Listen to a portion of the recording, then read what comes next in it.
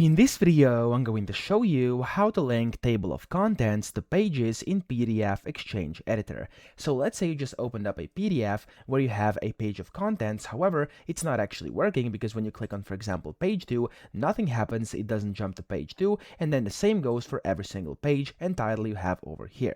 So to actually do this and fix it, we're going to use linking within PDF XChange Editor. So go to the Home tab up top, and from here go to Add/Edit Links over here, and then what you want to do is first just drag around page 1 over here like this.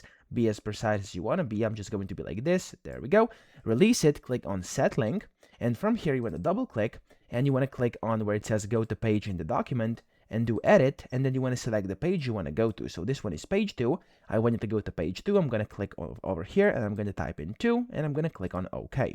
Now after that, press OK again, and we're going to create another one for page 3 as well. So I'm going to hover over page 3 like this. There we go.